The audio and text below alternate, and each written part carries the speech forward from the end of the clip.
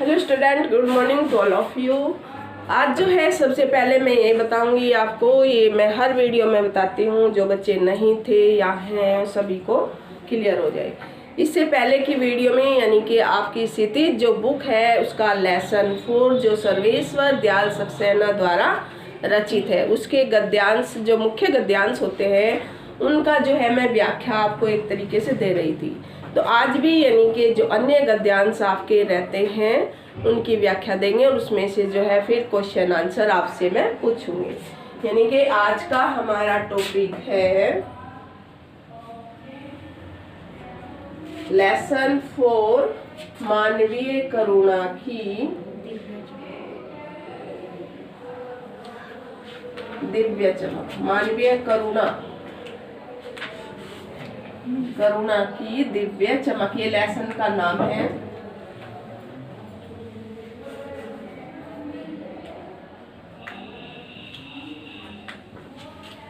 इसमें से मुख्य पैरे जो आपके बोर्ड क्लास में भी आते रहे हैं उसमें से क्वेश्चन जैसे आते हैं तो उनके बारे में चर्चा करेंगे। इसमें 4th पैरा है, एक बार देखिएगा आप सभी। फिर अक्सर माँ की स्मृति में डूब जाते देखा, उनकी माँ की चिट्ठियाँ अक्सर उनके पास आती थी। अपने अभिन्न मित्र गहरे मित्र हो गया था ये, लेकिन मैं एक बार दोबारा इसमें से क्वेश्चन नहीं हुए थे, ठीक है। अभिन्न मित्र डॉक्टर रघुवंश को वह जो है चिट्ठियों को दिखाते थे और पिता भाइयों के लिए बहुत लगाव मन में नहीं था। पिता व्यवसायी थे, उनके व्यवसाय करते थे। एक भाई वहीं पादरी हो गया था, एक भाई काम करता है और उनका परिवार है, ये उनका परिवार है। बहन सख्त और जिद्दी थी, उनकी बहन जो थी एक सख्त व्यवहार की थी और जिद करती थी ज़्यादातर। बहुत देर से उसने जो है शादी नहीं की थी। फादर को एक आध बार उसकी शादी की चिंता व्यक्त करते उन दिनों देखा था। भारत में बस जाने के बाद 2 या 3 बार अपने परिवार से मिलने ही भारत से बेल्जियम गए थे। तो इसमें जो है फादर बुल्के के बारे में बताया गया है कि जो फादर बुल्के थे वो बेल्जियम में उन्होंने पढ़ाई की थी और उनकी माँ जो है उनकी माँ से जो अब उनका जो लगाव था उनकी माँ से अत्यधिक था। जबकि उनके घर में 2 भाई थे और एक बहन और उनके पिताजी थे। पिताजी जो है उनका व्यवसाय करते थे और उनसे ज़्यादा लगाव उनका नहीं था, माँ से अत्यधिक लगाव था। और फादर बुल्के की जो माँ थी उनकी चिट्ठियाँ भी फादर बुल्के के पास आया करती थी और वे उनकी चिट्ठियों को जो है डॉक्टर जो इनके अभिन्न मित्र है यानी कि गहरे मित्र थे डॉक्टर रघुवंश, उनको जो है माँ की चिट्ठियाँ भी दिखाया करते थे और माँ की सारी बातें भी ये बताया करते थे। तो एक भाई जो था इनका किसका फादर बुल्के का पादरी हो गया था। पादरी यानी कि सिख ईसाई धर्म उन्होंने जैसे चेंज कर लिया था तो पादरी उनको बोलते हैं। सिख ईसाई जो धर्म के लोग होते हैं पादरी उनको बोला जाता है। तो वो जो है वो पादरी हो गया था। एक भाई जो है वो काम करता था यानी कि कोई नौकरी छोटी मोटी जो भी करता था, काम कोई भी वो काम करता था। और उनकी एक बहन थी किनकी, फादर बुल्के की, जो कि एक जिद्दी थी और एक जो है हाँ। तो इस तरीके से जो है उसको कभी कभी फादर बुल्के को अपनी बहन की शादी की जो है चिंता करते हुए कई बार देखा। और जो है फादर बुल्के जब भारत आए थे तो वो भारत आने के बाद 1-2 बार ही जो है वो बेल्जियम अपने परिवार से मिलने गए थे। तो ये क्लियर हो गया आपको सारी बातें। तो इसी में से जो है क्वेश्चन मैं आपको बोलूँगी जब जिसका जो है जवाब आप सभी दे सकते हैं 1 बाय 1, ठीक है। तो इसमें से पहला क्वेश्चन हमारा बनता है प्रस्तुत गद्यांश का जो है लेखक और पाठ का नाम क्या है ललित? मानवीय करुणा की दिव्य चमक। हाँ, ये क्या है इसका लेसन का नाम। और इसके राइटर कौन है? लेखक सर्वेश्वर दयाल वैस, यानी कि इसके लेखक जो है सर्वेश्वर दयाल सक्सेना जी है और पाठ का नाम मानवीय करुणा की दिव्य चमक। राइट, मेरे लिए इतना ही काफ़ी आज बैठ। तो इसमें आगे क्वेश्चन आता है कई बार बच्चे होते हैं ना, बैठे रहते हैं, सुनते लगता जैसे सुन रहे हैं, लेकिन बाद में पूछो उन्हें पता नहीं होता। तो मेरा पॉइंट ये भी था कि ये शायद ना बता पाए, तो ध्यान से सुनना। Very nice. नेक्स्ट क्वेश्चन, लेखक ने फादर को प्राय किसकी स्मृतियों में डूब जाते देखा है? लेखक ने फादर को किसकी स्मृति है, किसकी यादें, स्मृति मीन्स यादें, किसकी यादों में डूबते, ऐसे नहीं, पूरी लाइन आंसर में ऐसे बोलो। यस निशांत। लेखक ने फादर बुल्के को कई बार अपनी माँ की स्मृति में खोया हुआ देखा है, डूबे हुए देखा था। वेरी नाइस, पता लग गया ना। Sit down. ठीक बताया इसने। लेखक ने जो है प्राय कई बार फादर बुल्के को अपनी माँ की स्मृतियों में डूबे हुए देखा था। नेक्स्ट क्वेश्चन बनता है इसमें, किसके प्रति फादर के मन में अधिक लगाव नहीं था? किसके प्रति सोनू, किसके प्रति फादर बुल्के का लगाव अत्यधिक नहीं था? फादर बुल्के को अपने माँ के अलावा भाई बहन और अपने पिता से अत्यधिक लगाव नहीं था। यस, अपनी माँ से बहुत अत्यधिक लगाव। यस, फादर बुल्के को जो है अपने भाइयों से और अपने फादर से जो है अत्यधिक लगाव नहीं था। बहन को तो वो सोचते थे कि उसकी शादी वो क्यों नहीं कर रही, उसके बारे में तो सोचते थे ना कभी कभी, और माँ की स्मृतियों में हमेशा डूबे रहते थे। यानी कि भाइयों और पिता की जो है उनको अत्यधिक लगाव नहीं था, उनसे अत्यधिक प्यार वे नहीं करते थे। नेक्स्ट, फादर अपनी माँ की चिट्ठियाँ किसे दिखाते थे? अमन। फादर बुल्के अपनी माँ की चिट्ठियाँ किसे दिखाते थे? फादर बुल्के अपनी माँ की चिट्ठियाँ डॉक्टर रघुवंश को दिखाते थे। हाँ, कौन थे डॉक्टर रघुवंश? उसके अभिन्न मित्र। डॉक्टर रघुवंश जो थे फादर बुल्के के अभिन्न मित्र थे, और वे अपनी माँ की चिट्ठियाँ उन्हें दिखाते थे और उनसे जो है अपनी माँ की बातें किया करते थे। Yes, very nice. तो इस तरीके से जो है आपके ये एक के बाद एक पैरा जो है कंप्लीट, यानी कि लेसन की पूरी story. Sit down. Next 5th para है आपका, इसमें देखेंगे सभी।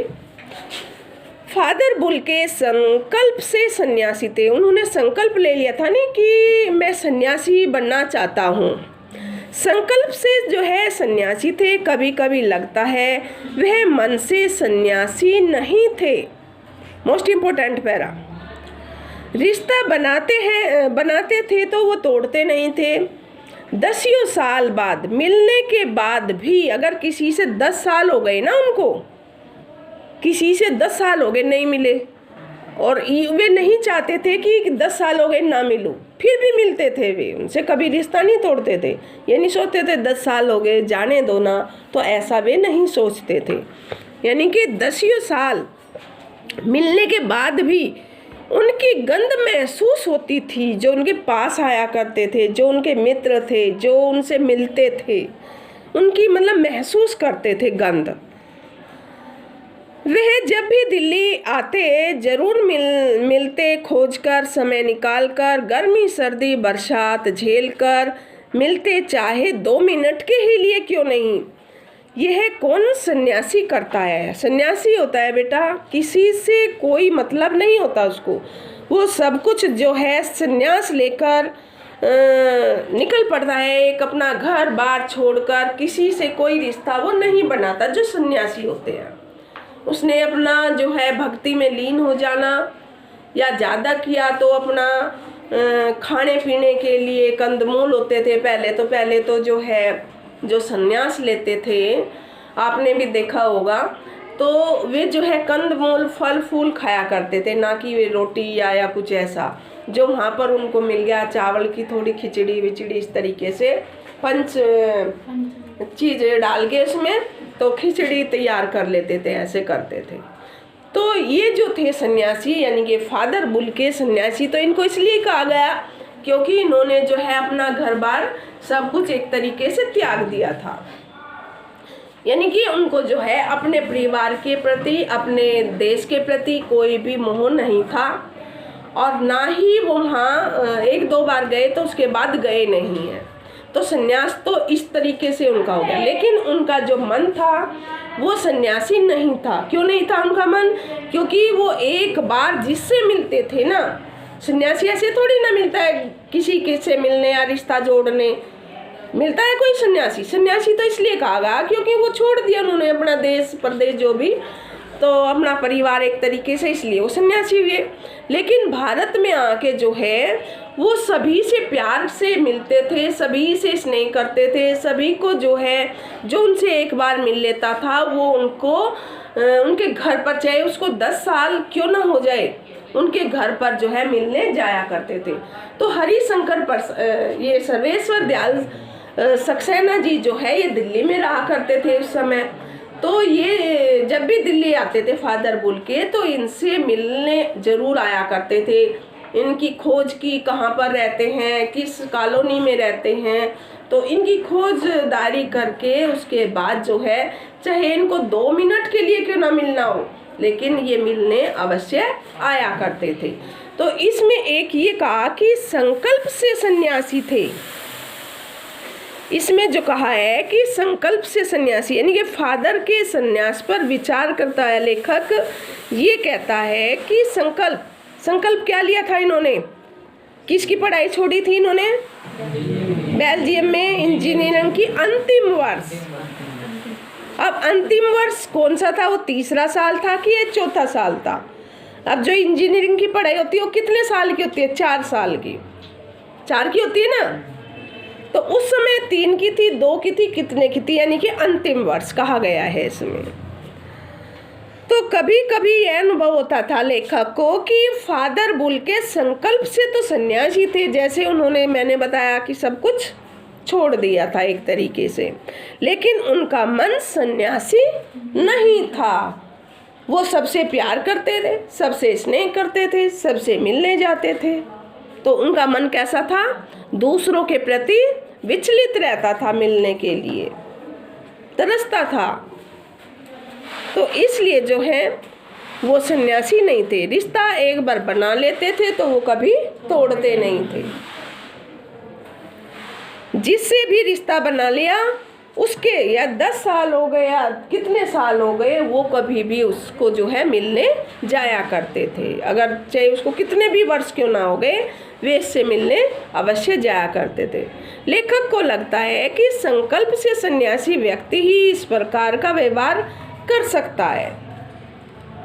संकल्प से, संकल्प लगाया नहीं है, मान लिया, जैसे संकल्प किया है। संकल्प जैसे हम ये संकल्प करते हैं, समझ रहे ना, प्रेयर करते हो उसमें क्या संकल्प लेते हो? हम सब भाई बहन हैं, यही संकल्प होता है ना, समझ गए संकल्प। तो फादर ये सर्वेश्वर दयाल सक्सेना जी कहते हैं कि संकल्प से सन्यासी व्यक्ति ही इस प्रकार व्यवहार कर सकता है, क्योंकि मन में सन्यासी स्वयं को किसी प्रकार के रिश्ते में नहीं बांधते।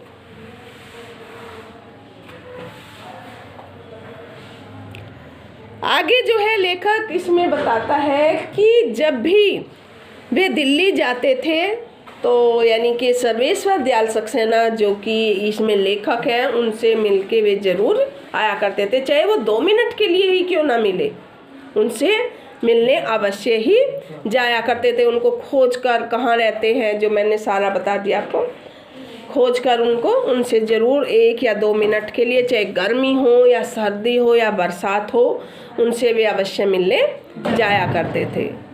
इसलिए जो है मौसम की परवाह किए बिना, कि कुछ भी मौसम हो, कितनी भी सर्दी हो, कितनी भी गर्मी हो, तो उनको मौसम की कोई परवाह नहीं थी। वो 2 मिनट के लिए अवश्य ही उससे मिलने जाया करते थे। लेखक को लगता है कि मन का सन्यासी ऐसा नहीं करता, यह तो संकल्प का सन्यासी ही कर सकता है। कि उसने एक संकल्प ले लिया था फादर बुल्के ने कि जो जिससे मैंने रिश्ता बना लिया है तो उससे मैं कभी तोड़ूंगा नहीं। संकल्प मीन्स एक वादा होता है, जैसे प्रेयर में लेते हो ना संकल्प आप सभी, तो फादर बुल्के का भी ये संकल्प था एक तरीके से कि जिससे मैंने एक बार रिश्ता बना लिया उसका जो है मैं कभी रिश्ता नहीं तोड़ूंगा। इस प्रकार जो है ये सन्यासी ऐसा नहीं कर सकता। सन्यासी जो सब कुछ त्याग बैठता है, समझ गए? संकल्प और सन्यासी में अंतर समझ आ गया? संकल्प यानी कि कोई निश्चय वादा करना एक तरीके से, और सन्यासी सब कुछ छोड़ देना, किसी से मोह माया ना होना। तो इसमें से अब क्वेश्चन निकलेंगे, मैं आपसे पूछूंगी तो आप सभी बताएंगे। हाँ, तो जिसमें से क्वेश्चन जो मैं अब बोलूंगी सभी उसका जवाब देंगे। पहला क्वेश्चन बनता है, फादर बुल्के कैसे सन्यासी थे? फादर बुल्के, छवि संकल्प के, वन वर्ड आंसर। फादर बोल के संकल्प के सन्यासी। संकल्प मतलब कैसे संकल्प, कैसा संकल्प था उनका? कि वो मतलब हर किसी से रिश्ता जोड़ेंगे और रिश्ता तोड़ेंगे नहीं। यस, थोड़ा सा क्लियर बोलो, पता है खोल के बोलो। फादर बुल्के जो है संकल्प के सन्यासी इसलिए थे क्योंकि जिससे वो एक बार रिश्ता बनाते थे फिर वो उससे तोड़ते नहीं थे। ऐसे क्लियरिटी दो ना, पता है लेकिन नहीं निकाल पा रहे। ठीक है, सिट डाउन। नेक्स्ट क्वेश्चन, लेखक को ऐसा क्यों लगता था कि फादर बुल्के मन से सन्यासी नहीं थे? यस, लेखक को ऐसा इसलिए लगता था कि फादर बुल्के मन से सन्यासी नहीं थे क्योंकि उन्होंने संकल्प लिया था कि वो सन्यासी थे। वो अपने परिवार से दूर रहते थे और भारत में आकर बस गए थे। लेकिन वह किसी से एक बार रिश्ता जोड़ने के बाद नहीं तोड़ते थे, चाहे वो उनसे 10 साल बाद क्यों ना मिले। यस, इसलिए लेखक को लगा था कि वो मन से। Yes yes. नेक्स्ट, दिल्ली आने पर फादर बुल्के किससे अवश्य मिलते थे? मैं कितनी बार नाम ले लेके बताया है आपको वीडियो में। फादर बुल्के जब दिल्ली आते थे वो किससे मिलने अवश्य आते थे जो 2 मिनट के लिए आए? यस, जानवी। फादर बुल्के दिल्ली आकर सर्वेश्वर दयाल सक्सेना, लेखक कौन है हमारे? सर्वेश्वर दयाल सक्सेना जी से अवश्य मिलते थे, चाहे वो 2 मिनट के लिए ही क्यों ना मिले। Yes, right. सभी को आना चाहिए है। नेक्स्ट, इस गद्यांश के आधार पर फादर बुल्के की क्या विशेषताएं झलकती है? क्या विशेषताएं है फादर बुल्के की? हाँ जी, जतिन। फादर बुल्के हमेशा दूसरों के प्रति प्रेम व्यक्त करते थे और किसी से एक बार रिश्ता बनाना तो तोड़ते नहीं थे, सबकी परवाह करते थे। यस, इसमें जो है यही है। वैसे तो फादर बुल्के जो है उसमें आत्मीयता, उनकी जो आत्मा थी, आत्मीयता मीन्स आत्मा, आत्मिक प्रेम, जिसके प्रति वो झुक जाती थी वो हमेशा झुकी ही रहती थी। आत्मीयता थी और उनके अंदर जो है अभिव्यक्ति, किसी चीज को खींचने की जैसे अभिव्यक्ति होती ना, मानवीयता और आत्मीयता जो है उनके अंदर कूट कूट कर भरी हुई थी। क्या क्या भरी हुई थी?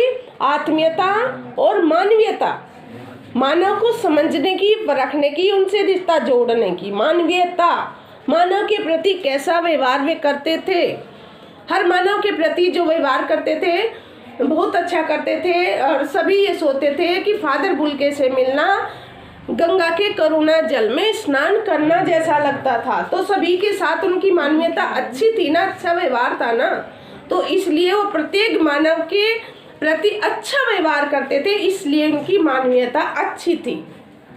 आत्मीयता आत्मा से करते थे, मन से करते थे, जिसको एक बार मान लेते थे तो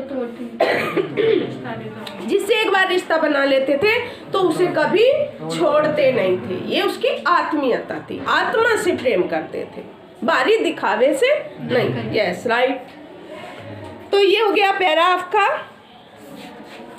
नेक्स्ट पैरा देखिए, इसमें उनकी चिंता हिंदी को राष्ट्र भाषा के रूप में देखने की थी। हर मंच में कहीं भी भाषणबाजी होती थी तो वो हर मंच पर जाते थे, तो वहाँ पर जो वो है हिंदी को राष्ट्रभाषा बनाने की ही बात करते थे। एक तरीके से मंच से उनकी तकलीफ बयान करते, उनके लिए जो है अकाट्य तर्क देते, तर्क कि ऐसा होना चाहिए, हिंदी को मातृभाषा होना चाहिए, भारतीय हिंदी को जो है भारत की एक राष्ट्रभाषा, तर्क इस तरीके के वे तर्क देते थे।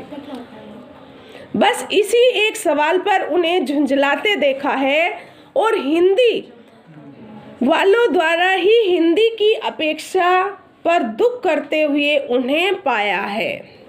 झुंझलाते हुए, इसमें एक शब्द आता है झुंझलाहट। कहाँ झुंझलाते थे वो? तो इसमें जो है वो हिंदी भाषा को राष्ट्र का दर्जा, राष्ट्र का एक हिस्सा बनाना चाहते थे। राष्ट्रभाषा के रूप में हिंदी को जो है फादर बुल के जो है देखना चाहते थे और इस विषय में वे बहुत अधिक चिंतित थे कि हिंदी को जो है एक राष्ट्रभाषा का दर्जा नहीं मिल पा रहा है, हिंदी भाषा को जो है एक राष्ट्र भाषा का दर्जा मिलना चाहिए। उनको जो है इसकी बड़ी ही चिंता थी, चिंतित रहते थे हर मंच पर, अर्थात हर जगह जहाँ भी उन्हें कहने का कुछ अवसर मिलता था, कहने के लिए कोई दो बात मिलती थी, तो वो वहाँ पर जो है हिंदी को राष्ट्रभाषा बनाए रखने के लिए, बनाए जाने के संबंध में जो है बातचीत करते थे। किसी भी मंच पर वो चाहे क्यों ना जाए, अपनी पीड़ा को अभिव्यक्त करते हुए देखा है कि हिंदी को जो है एक राष्ट्रभाषा का दर्जा देना चाहिए।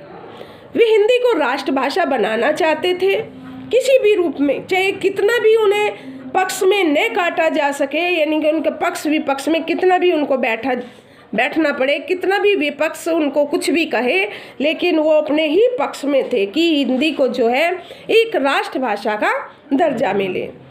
लेखक कहता है, उन्हें क्या कहता है कि उन्हें जो है केवल हिंदी को राष्ट्रभाषा बनाए जाने संबंधी प्रश्न से उन्हें झुंझलाहट होती थी। अगर कोई उसको कहते थे नहीं बनाया जाना चाहिए, तर्क वितर्क होते हैं ना, तर्क देना, अच्छा देना, वितर्क उसके विपरीत बोलना, तो जब उसको ये कहा जाता था कि नहीं हिंदी को नहीं, कोई अपनी और भाषा को या उर्दू को, संस्कृत को, ऐसे कुछ लोग कुछ साहित्यिक बोलते थे, तो उसमें उनको झुंझलाहट, एक अंदर से झुंझलाहट यानी कि गुस्सा आता था कि इसका मैं कुछ भी क्या, ऐसे उनको अंदर से झुंझलाहट होती थी, गुस्सा आता था कि हिंदी को जो है राष्ट्रभाषा क्यों नहीं बनाया जा सकता।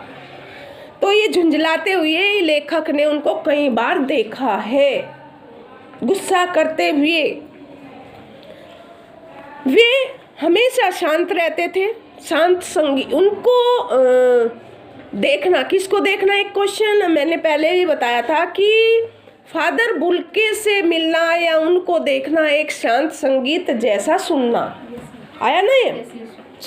तो फादर को देखना या उनसे मिलना एक कैसा लगता था, जैसे कोई एक शांत रूम में अंधेरे कमरे में जाके संगीत में धीमी धीमी आवाज़ में सुनते हूँ, तो ऐसा महसूस करते थे लोग।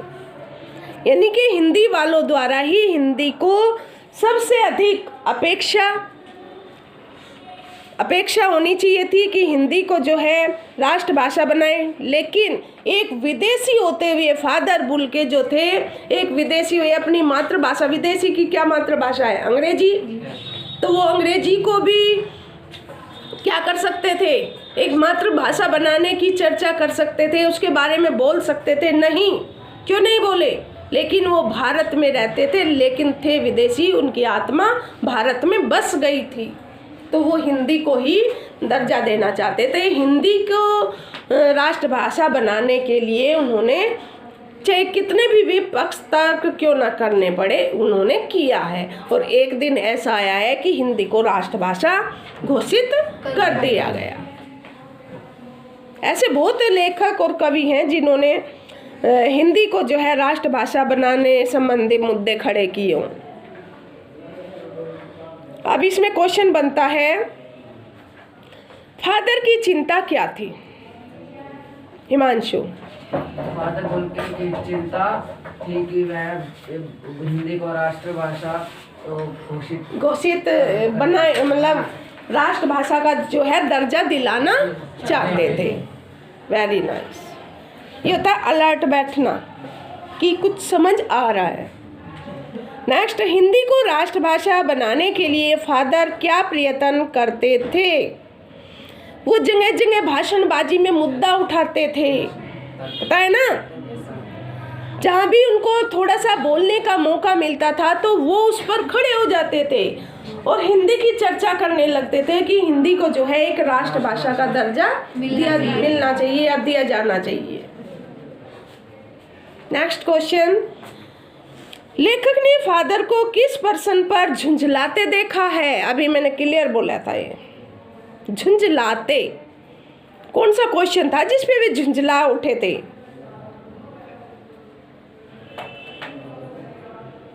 हिंदी को राष्ट्रभाषा बनाने हेतु, हिंदी को राष्ट्रभाषा बनाने हेतु उस पर्सन पर वे झुंझला उठे थे कि हिंदी को जो है राष्ट्रभाषा, उनको गुस्सा आ गया था, अगर नहीं बनाना चाहते तो झुंझला गए थे अंदर से, ये ही राष्ट्रभाषा होनी चाहिए। समझ आए? इसलिए फादर बुल्के जो है हर मंच पर बोलते थे और इसी बात पर कि हिंदी को राष्ट्रभाषा बनाए, इसी पर्सन पर वे झुंझलाते हुए उनको लेखक ने देखा है। लेखक ने फादर बुल्के को किस बात पर दुख करते पाया? लेखक ने फादर बुल्के को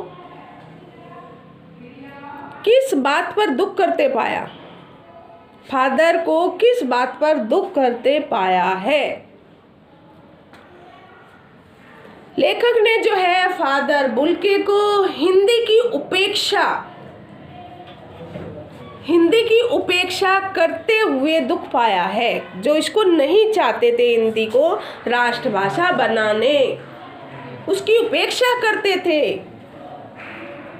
हिंदी की अपेक्षा उसकी उपेक्षा करते थे कि इसको नहीं बनाया जाना चाहिए, तो उस पर जो है दुख करते हुए फादर बुल्के ने देखा है। हाथ को ना खड़ा किया करो जिसको आता है, मेरे को लगता नहीं आता तो फिर मैं बता देती हूँ। समझ आ रही है ना?